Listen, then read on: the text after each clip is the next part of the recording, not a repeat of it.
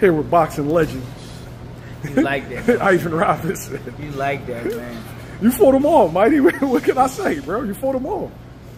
What's good, Chad? How many Hall of Famers is on the resume? Oh, God. 3. 3? Yeah. That's 3 more than a lot of dudes can say, yo. True. Yeah, I am thankful for that. Yes, sir. What's going on with you? Oh, nothing, man. Just chilling. You see, I'm at the new gym. I'm playing with Big Greg Hackett. Yeah, with GH? Yeah. We getting that work. Don't say nothing to me. Don't say nothing to me. Yeah, we up here getting that work, man. All right. How's the transition been from fighter to trainer? I know you've been training guys for a while. Say it again. So how's the transition been? From fighter to trainer? Yeah. Me? It's good.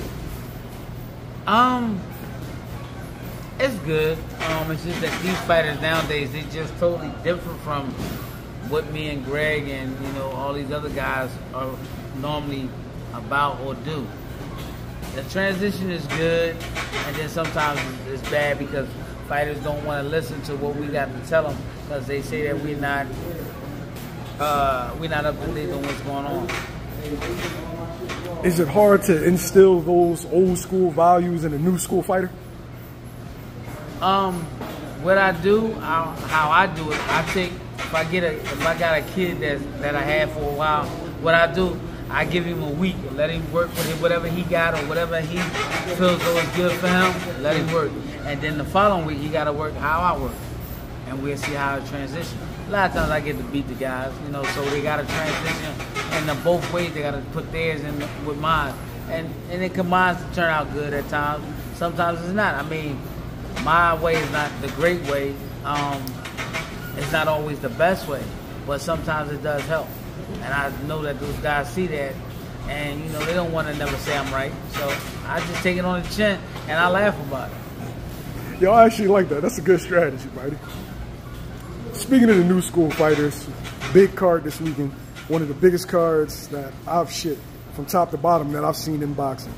You got your man Terence Crawford. No, it's a big one. You got Terence Crawford versus Madrimov. Okay. What you think of that fight? From what I seen, what you just showed me, he's your average kid set up for Terence. The only way we will see anything different is if Terence lost a step, and I'm kind of expecting him to have lost a step. I mean, he's been at the top of the throne for what, we got 40 fights, his last 40 fights.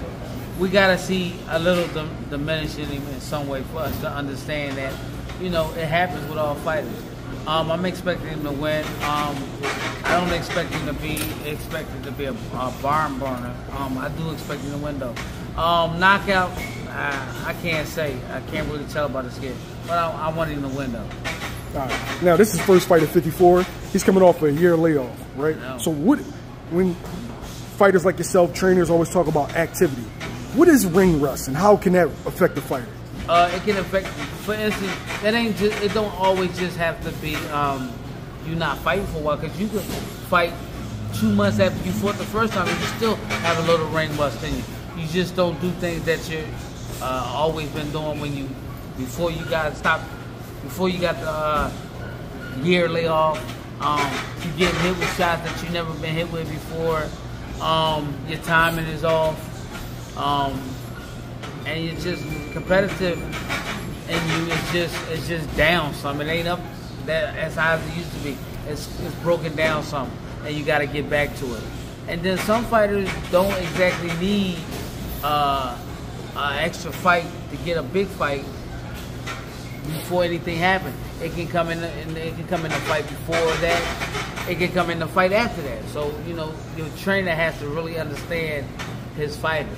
Has to understand how his fighter is being trained and how he needs to train him. So, you know, that's just how it is.